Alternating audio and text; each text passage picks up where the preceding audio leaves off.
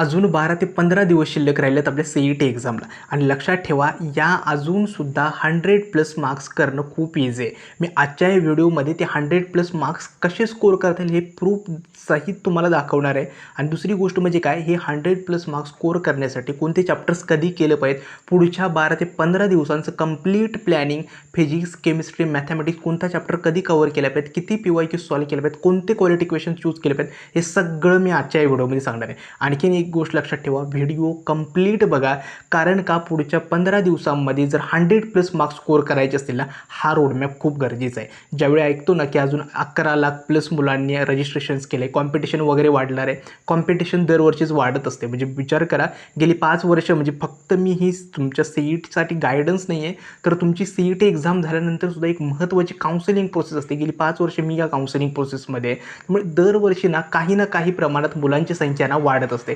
मात्र एक पॉझिटिव्ह गोष्ट काय आहे, तर 11 लाख फक्त फॉर्म भरणारे मुलं आहेत, परंतु त्यामध्ये सिरियसली अभ्यास करणारे किती मुलं आहेत हे तुम्ही विचार करा. त्यामुळे एक गोष्ट लक्षात ठेवा, पुढचे 10 ते 12 दिवस जो पहिला अटेम्प्ट आहे त्याला झोकून देऊन अभ्यास करा, जेणेकरून ते कॉम्पिटिशन वगैरे सगळं बाजूला राहू देत, परंतु CET एक्झाममध्ये 100+ जर मार्क्स मिळवलेत पहिल्या अटेम्प्टमध्ये तर ॲप्रॉक्सिमेटली 92 to 95% स्कोर करा आणि जो एक सेफ स्कोर असणार आहे. ठीक आहे, तर सगळ्यांना नमस्कार, मी संदीप मिलके.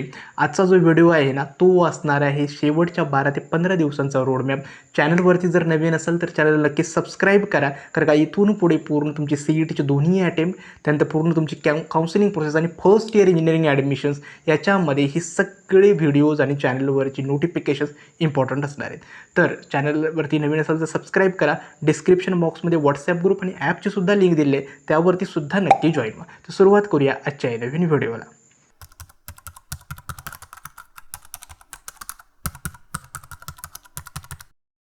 आता पहिल्यांदा तुम्हाला 100+ मार्क्स कसे स्कोर करणार आहेत पुढच्या 10 ते 12 दिवसांनी आणि ते इझी किती आहे ना ते तुम्हाला सांगतो. फक्त तुम्हाला काय करायचं आहे, हे फक्त ऐकायला सोपं वाटतं की 100+ मार्क्स मिळू शकतात, मात्र गरजेचं काय, तुमची सेल्फ स्टडी. ठीक आहे, ते मी पुढं सांगणार आहे. आता 100+ मार्क्स स्कोर कसे करायचे, एक म्हणजे लक्षात ठेवा, सगळ्यात जास्त हाय प्रायोरिटी ना तुम्हाला आता मॅथमॅटिक्सला द्यायची. ठीक आहे, मॅथमॅटिक्स मी काय ठरवले, फक्त मला 48+ मार्क्स, 48 मार्क्स ना तुमचे कन्फर्म भेटलेच पाहिजे. वरती जास्त भेटले तर चांगलीच गोष्ट आहे, मात्र मॅथमॅटिक्सचे 24 क्वेश्चन्स तुमचे करेक्ट आले पाहिजेत.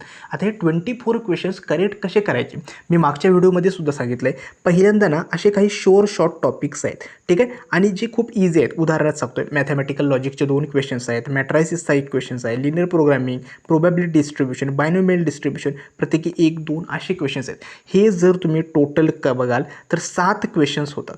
ठीक आहे, आणि हे क्वेश्चन्स खूप इझी लेवलचे विचारतात. त्यामुळे पहिली प्रायोरिटी तुमची 15 दिवसामध्ये काय असणार आहे, हे जे चॅप्टर सांगितले त्यांना परफेक्ट करायचं. यामधून जर क्वेश्चन आला तर चुकवायचं नाही, आणि एक्झाममध्ये सुद्धा हेच करायचे. हे 7 क्वेश्चन्स तुमचे बरोबर आलेच पाहिजेत. ठीक आहे, दुसरे आहेत ते म्हणजे काय, हाय वेटेज चॅप्टर्स आणि कम्पेरेटिव्हली थोडेफार इझी आहेत. ठीक आहे, मग ते 3 चॅप्टर्स कोणकोणते आहेत पार्ट 1 मधून, एक म्हणजे वेक्टर्स ज्याच्यामधून 5 क्वेश्चन्स आहेत, लाईन अँड प्लेनमधून सुद्धा 5 क्वेश्चन्स आहेत, आणि ट्रिग्नोमेट्रिक फंक्शन्समधून 5 क्वेश्चन्स आहेत. टोटल जर बघाल तर 15 क्वेश्चन्स आहेत.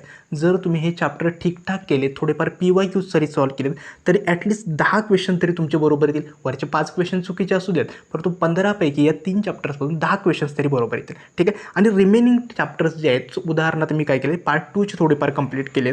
ते म्हणजे डिफरन्शिएशन 3 मार्क्स 3 क्वेश्चन्स आहेत, ॲप्लिकेशन ऑफ डेरिव्हेटिव्स 4 क्वेश्चन्स आहेत. ठीक आहे, हे 4 क्वेश्चन्स आहेत.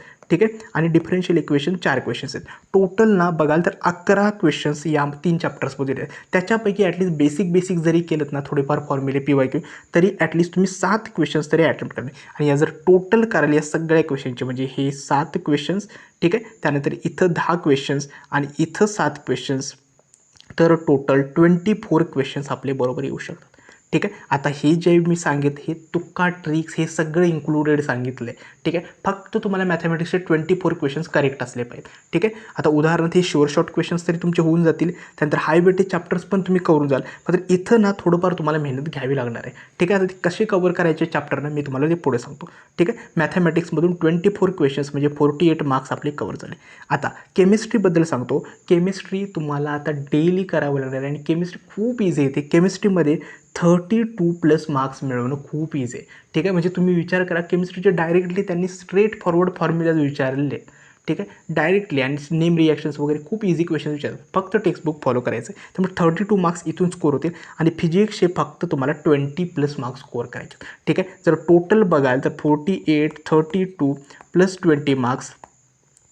ठीक आहे. तर टोटल बघाल तर किती होते, तर टोटल 100 मार्क्स मिळू शकतात. ठीक आहे. त्यामुळे 100 मार्क्स मिळवणं इझी आहे. तुम्ही विचार करा, फिजिक्समध्ये फक्त 20 स्कोर करायचे आहेत. तुक्के जरी मारलेत 15 क्वेश्चन्सपैकी तरीसुद्धा 10 क्वेश्चन्स बरोबर येतात. फक्त वरच्या 10 क्वेश्चनचा अभ्यास करायचा आहे. ठीक आहे. हे असणार आहे. त्यामुळे 100 मार्क्स तरी अचिवेबल आहे. आता हे अचीव कसं करायचं ते आपल्याला सांगतो. एक म्हणजे लक्षात ठेवा, 28 मार्च म्हणजे ज्यावेळीपासून हा व्हिडिओ बघताय तिथपर्यंतपासून ते 10 एप्रिल 11 एप्रिलपासून आपली एक्झाम सुरू होते. मग पहिलं आपलं टार्गेट काय आहे, लक्षात ठेवा, ज्यावेळी तुमचं हॉल तिकीट एक्झामच्या आधी 4 दिवस येईल. ठीक आहे. सपोज एक्झामच्या डेट आहेत आपल्या 11 ते 20 एप्रिल. मग एखाद्या विद्यार्थ्याचं हॉल तिकीटची डेट आली एक्झामची 15 एप्रिल. 15 एप्रिलच्या 4 दिवस आधी कुठल्याही मुलानं नवीन चॅप्टर पिकअप करायचं नाही किंवा नवीन अनकवर्ड सिलेबसला हात लावायचा नाही. जे कवर केलं आहे ते फक्त रिवाईज करणं आणि मॉक टेस्ट देणं. त्यामुळे लक्षात ठेवा, एक्झाम डेच्या आधी 4 दिवस, ठीक आहे, या दिवसामध्ये फक्त मॉक टेस्ट प्लस तुमच्या रिव्हिजन एवढं फॉलो करायचं आहे. ठीक आहे. मग आत्ताचे जे 15 दिवस आहेत त्यामध्ये काय करायचं आहे, एक म्हणजे सुरुवातीला हाय वेटेज चॅप्टर्स पिकअप करायचं आहे. आता मी थोडं ट्रॅकेट टाईम टेबल सांगतो. सपोज डे 1 आहे, त्याच्यामध्ये काय करेल मी, मॅथ्सचा व्हेक्टर चॅप्टर पिकअप केला, केमिस्ट्रीचा एक चॅप्टर पिकअप केला, solid state and rotational dynamics. आता व्हेक्टरचा काही पार्ट कंप्लीट केला. ठीक आहे. सेकंड मी डे 2ला 29 मार्चला काय करेल, जो इनकम्प्लीट पार्ट आहे, जे काही न्यूमेरिकल झालेले ते व्हेक्टरचे कंप्लीट करेल. अगेन प्रत्येक दिवशी केमिस्ट्रीचा नवीन चॅप्टर पिकअपच करा. ह्याच्यातले काही चॅप्टर्स आहेत ना ते तुमचे ऑलरेडी कवर झाले, बोर्डसाठी असेल किंवा आधी, त्यामुळे याचा बेनिफिट तुम्हाला इथं मिळेल. ठीक आहे. सपोज मी सोल्युशन्स पिकअप केला, इथं मी रोटेशनल डायनेमिक्स इनकम्प्लीट झाला, तो कंप्लीट करा. अगेन त्यावेळी काय करेल मी, प्रत्येकी लक्षात ठेवा, हाय वेटेज चॅप्टरला मॅथमॅटिक्सच्या 2-2 दिवस देतोय. लाईन अँड प्लेन कवर केला, इथं नवीन चॅप्टर पिकअप केला, इथं सुद्धा नवीन चॅप्टर पिकअप केला. यानुसार तुम्ही काय करा, तुमचे जे काही इनकम्प्लीट चॅप्टर्स आहेत त्यानुसार तुम्ही फिल करा. आता मी प्रत्येक मुलाचे वेगवेगळे चॅप्टर्स राहिलेले असतात. ठीक आहे. जो काही अनकवर्ड आणि हाय वेटेज चॅप्टर्स आहेत ते इथं पिकअप करा. फिजिक्सचे जे चॅप्टर्स निवडताय ते असे निवडा जे इझी आहेत. आता उदाहरणार्थ थर्मोडायनॅमिक्स वगैरे आहे, खूप इझी लेवलचे आहेत, किंवा मेकॅनिकल प्रॉपर्टीज ऑफ फ्लुइड्समधून सुद्धा बऱ्यापैकी फॉर्म्युला बेस्ड क्वेश्चन्स येतात, ते इझी आहेत. किटी जेन रेडिएशन आहे. ओके. मग असे क्वेश्चन्स आहेत ते तुम्ही चॅप्टर्स इथं निवडा. केमिस्ट्री मात्र कंप्लीट सिलेबस सगळ्यांनी करायचं आहे आणि मॅथमॅटिक्स मी जे हाय वेटेज चॅप्टर सांगितले तेवढे कवर करायचे. ठीक आहे. एवढं कंप्लीट करायचं 10 एप्रिल. आणि बरोबर एक्झामच्या 4 दिवस आधी काय करायचं, तर डेली 1 किंवा 2 मॉक टेस्ट ह्या फुल लेंथ असल्या पाहिजेत. म्हणजे जशा CET सारखा इंटरफेस असतो ना, सेम तसा आणि त्याच लेवलचे क्वेश्चन्स 3 तासात अटेम्प्ट करायचं आहे. भलेही स्कोर 50 येऊ दे, 40 येऊ देत किंवा 100 + 180 येऊ देत, मात्र मॉक टेस्ट जेवढ्या शक्य असेल तेवढे अटेम्प्ट करायच्या. मॉक टेस्ट दिल्यानंतर लगेच काय करायचं, ॲनालिसिस करायचे. कोणते क्वेश्चन चुकलेत, कोणते बरोबर आहेत, ते सगळं ॲनालिसिस करायचं. आणखीन मॉक टेस्टमध्ये जे क्वेश्चन चुकलेले आहेत त्यांचं पहिल्यांदा रिव्हिजन करायचं आणि पुढची मॉक टेस्ट द्यायची. लक्षात ठेवा, मॉक टेस्टमध्ये नक्की स्कोर इम्प्रूव्ह. आता मॉक टेस्ट कुठून द्यायचे आहेत, एक तर ज्या मुलांना मॉक टेस्ट वगैरे जर हवे असतील त्यांना आमचा जो mega mock test series plus personal mentorship programme already start आहे, त्यामध्ये नक्की एनरोल करू शकता. एक म्हणजे काय, बाकी ठिकाणसारखं आम्ही फक्त तुम्हाला मॉक टेस्ट किंवा कोर्स विकत नाही आहे, तर त्यासोबत तुम्हाला गायडन्ससुद्धा देतो आहे. म्हणजेच काय, total 35 full syllabus test provide करतो आहे, ज्या ॲक्च्युअल CET एक्झामसारख्या असणार आहे. 3 तासाची टेस्ट असणार आहे. त्यानंतर तुमचं पूर्ण कंप्लीट 2026चा सिलेबस आणि तीच डिफिकल्टी लेवल असणार आहे, ज्याच्यामध्ये गेल्या वर्षीचे सगळे 15 शिफ्टचे पेपरसुद्धा इन्क्लुडेड केलेले आहेत. ठीक आहे. दुसरं आहे ते म्हणजे काय, तर प्रत्येक टेस्ट अटेम्प्ट केल्यानंतर इन्स्टंटली तुम्हाला रिझल्ट कळतो, किती क्वेश्चन्स चुकलेत, कोणते बरोबर आहेत, आणि प्रत्येक क्वेश्चनचं डिटेल्डमध्ये सोल्युशन दिलेलं आहे. ठीक आहे. दुसरं आहे ते म्हणजे काय, रिअल CET लाईक इंटरफेस आहे. तुम्ही डेस्कटॉप, मोबाईलवरती कशावरती देऊ शकता, तुमच्या सोयीनुसार कधीही तुम्ही टेस्ट अटेम्प्ट करू शकता. जेव्हा तुम्हाला वेळ असेल ना त्यावेळी तुम्ही अटेम्प्ट करू शकता. मात्र मॉक टेस्ट मित्रांनो नक्की द्या. आणि सगळ्यात वैशिष्ट्यपूर्ण गोष्ट म्हणजे काय, तर पर्सनल मेंटरशिप प्रोग्राम, ज्याच्यामध्ये मी पर्सनली तुमच्यासोबत कॉन्टॅक्टमध्ये असतो. जर काही वाटलं, तुम्हाला काही इश्यूज येतात, तुमच्या प्रिपरेशनमध्ये काही डाऊट असतील, मॉक टेस्टमध्ये स्कोर इम्प्रूव्ह होत नाही, तर डायरेक्टली तुम्ही मला कनेक्ट करू शकता आणि तुमचे सगळे जे डाऊट्स असतील ना ते विचारू शकता. हा पर्सनल मेंटरशिप प्रोग्राम आहे. प्रत्येक टेस्टला 2-2 अटेम्प्ट दिले आहेत, जेणेकरून दोन्ही अटेम्प्टमध्ये तुम्ही टेस्ट अटेम्प्ट करू शकाल.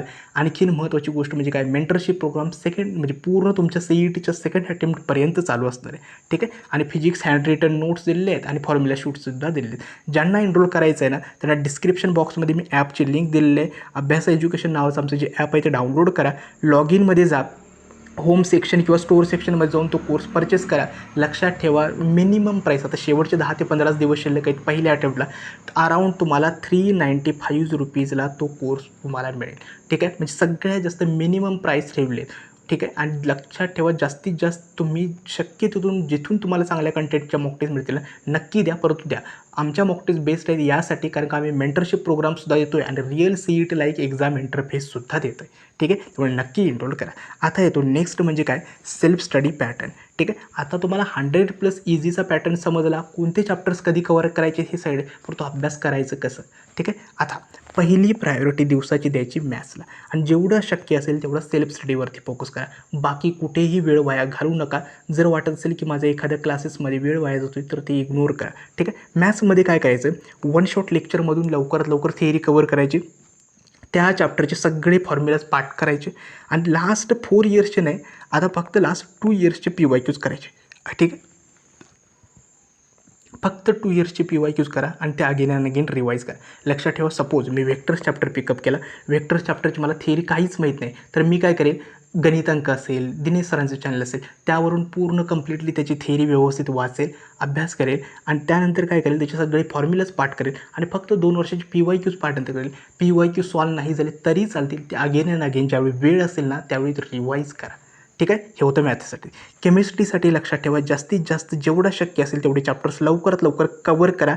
नियम रिॲक्शन्स पाठांतर करा, प्रत्येक चॅप्टरचे फॉर्म्युला पाठांतर करा, इम्पॉर्टंट क्वेश्चन्स ज्या गोष्टी असतील ठीक आहे त्या पाठांतर करा, टेक्स्टबुक स्ट्रिक्टली फॉलो करा आणि कंटिन्युअस रिव्हिजनवरती फोकस द्या. केमिस्ट्री खूप इझी येणार आहे लक्षात ठेवा आणि यावर्षी पेपरची डिफिकल्टी ठेवा खूप इझीच येणार आहे. त्यामुळे केमिस्ट्री लक्षात ठेवा इझी येतं, फक्त तुम्हाला रिव्हिजनवरती फोकस करायचं आहे. फिजिक्स म्हणजे काय तुम्हाला जे चॅप्टर्स इझी वाटतात ते सगळे पिकअप करा, कुठलेही चॅप्टर्स पिकअप करा. ठीक आहे, आणि फक्त लक्षात ठेवा त्या चॅप्टरचे फॉर्म्युलाज आणि PYQजच रिपीट होणार आहेत फिजिक्समध्ये, फक्त त्यांच्या व्हॅल्यू चेंज असणार आहेत. ठीक आहे, आय होप तुम्हाला हा अभ्यास कसा करायचा समजलं. महत्त्वाचा लक्षात ठेवा 10 ते 15 दिवसांमध्ये आहे रिव्हिजन प्लॅन. जो चॅप्टर तुम्ही कवर करताय वेक्टर्स असू द्यात किंवा रोटेशनल डायनॅमिक्स असू द्यात कुठलाही चॅप्टर असू द्यात त्याच्या PYQचं रिव्हिजन करा आणि त्याच्या फॉर्म्युल्याचं. ठीक आहे, रिव्हिजन खूप गरजेचं आहे कारण का होतं असं मुलं जास्तीत जास्त सिलेबस कवर करायच्या नादामध्ये मागचा सिलेबस जो आहे तो विसरून जातात. मग काय होतं जे आपण म्हणतो ना मला त्या 50पैकी 10 क्वेश्चन्स 15पैकी ते 10 क्वेश्चन्स तरी बरोबर आले पाहिजेत, ते 10 क्वेश्चन्ससुद्धा येत नाहीत का, कारण का चॅप्टर कवर केला आहे परंतु सगळे PYQज रिव्हिजन नाही झाले, विसरून गेले. असं होता कामी नाही, शक्य तेवढं रिव्हिजन करा. जिथं तुम्हाला वेळ मिळतोय ना आठवड्यातून शेवटी किंवा 2-4 दिवसामधून थोडा गॅप मिळतोय पटकन क्विकली रिवाईज करायचं. म्हणजे रिव्हिजन म्हणजे काय PYQ बघितला कुठला फॉर्म्युला यूज करणार आहे एवढं लक्षात ठेवायचं, हा PYQ कसं सॉल्व करायचं पुढं जायचं, एकदम सॉल्व करत बसायचं नाही. ठीक आहे, फायनल रूल सांगतो, टाईमपास लेक्चर्स किंवा कुठेही जिथं टाईमपास होतो आहे त्यांना अवॉइड करा. काय होतं आहे की आता बघाल ना एकतर जवळजवळ ती की एक्झाम जवळ येते त्यामुळे सगळे यूट्यूबर्स वगैरे भडाभड व्हिडिओ टाकत असतात, तुक्का strategy 50+ marks in 10 days 1 day वगैरे वगैरे या सगळ्या गोष्टी चालू असतात. जिथं टाईम जातो आहे ना त्या सगळ्या गोष्टी इग्नोर करा. अपडेट वगैरे काही नाही, हॉल तिकीट येतच जाणार आहे, सगळे अपडेट्स वगैरे मिळत जातात. उगाच टाईमपास करू नका. पहिला अटेम्प्ट सिरियसली द्या, दुसऱ्या अटेम्प्टमध्ये आपण पूर्ण तयारीनिशी जाणारच आहोत. ही एक्झाम इतकी डिफिकल्ट नाही आहे, खूप इझी असणार आहे. यावर्षी डिफिकल्टी लेवल म्हणतात JEE मेन्स लेवल वगैरे असं काही नाही आहे, ते दरवर्षीच असतं त्यांचं, परंतु फिजिक्स मॉडरेट येतं, केमिस्ट्री खूप इझी येतं, मॅथमॅटिक्स मॉडरेट येतं. हीच लेवल सगळ्यांची असते. आय होप तुम्हाला आजचा हा व्हिडिओ समजला असेल. कसा वाटला कमेंट सेक्शनमध्ये नक्की कळवा. आजचा हा व्हिडिओ मी इथेच थांबवतो. धन्यवाद.